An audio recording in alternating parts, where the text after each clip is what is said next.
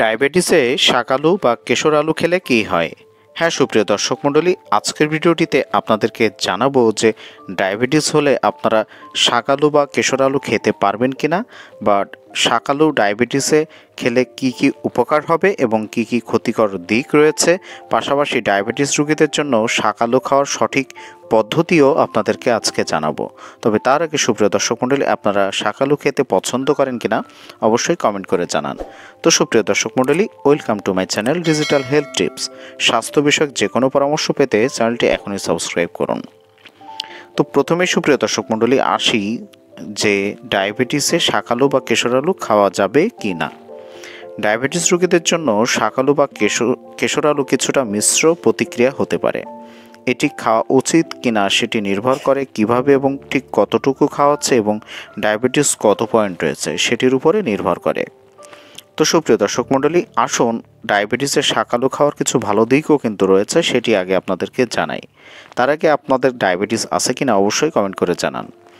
লো glycaemic index, সাধারণত কমলার যে শাকালু রয়েছে গ্লাইসেমিক ইন্ডেক্স তুলনামূলকভাবে কম থাকে, ফলে এটি রক্তে শর্করা স্তর ধীর গতিতে বাড়ায়। এটি প্রস্তুত প্রণালীর উপর 44 থেকে 61 পর্যন্ত হতে পারে। শাকালুতে কিন্তু প্রচুর পরিমাণে ফাইবার রয়েছে, যেটি হজম ধীরে ধীরে হয় এবং রক্তে শর্করার মাত্রা নিয়ন্ত্রণেও কিন্তু সাহায্য করে। এছাড়া ভিটামিন এবং অ্যান্টিঅক্সিডেন্ট সমৃদ্ধ এই শাকালু কিন্তু এ, সি এবং বিভিন্ন অ্যান্টিঅক্সিডেন্ট রয়েছে, যেটি ইনসুলিন সংবেদনশীলতা বাড়াতে পারে।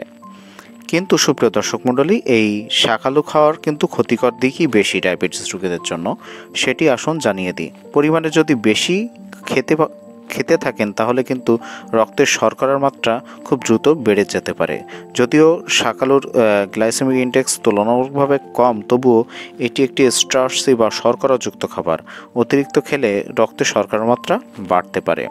তাছাড়া এটি অনেকে রান্না করে খান, ভাজা বা চিপস আকারে খেলেও কিন্তু শর্করার মাত্রা আরও দ্রুত বেড়ে যেতে পারে। সাদা শাকালু এড়িয়ে চলাই ভালো, কারণ সাদা শাকালুর গ্লাইসেমিক ইন্ডেক্স একটু বেশি, যেটি রক্তে শর্করার মাত্রা দ্রুত বাড়ে। তাহলে কি এই শাকালু আপনারা খাবেন না? হ্যাঁ, খেতে পারেন, তবে সেটি খাওয়ার সঠিক পদ্ধতি রয়েছে। সিদ্ধ বা ভাপা করে এটি খেতে পারেন। অনেকে কাঁচা খান, সেটি না খেয়ে এটি আপনারা সিদ্ধ বা ভাপা করে রান্না করে খেতে পারেন, তখন এটি গ্লাইসেমিক ইন্ডেক্স কমে যায়। এছাড়া পরিমাণ নিয়ন্ত্রণ করুন। 100 থেকে 150 গ্রাম সারাদিনে একজন সুস্থ বা কন্ট্রোলে রাখা ডায়াবেটিস রোগী খেতে পারবেন, তার বেশি এটি খেতে পারবেন না।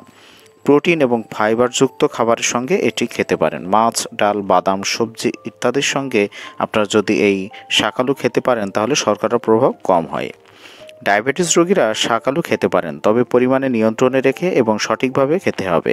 বিশেষ করে কমলা বা বেগুনি রঙের শাকালুও কিন্তু পাওয়া যায়, সেগুলো বেছে নেওয়া ভালো, কারণ এগুলোর গ্লাইসেমিক ইন্ডেক্স তুলনামূলকভাবে কম, এবং সাদা শাকালু অবশ্যই একটু কম খাওয়া ভালো। আজকের ভিডিওটি পর্যন্তই ছিল। সবাই ভালো থাকবেন, সুস্থ থাকবেন, ধন্যবাদ।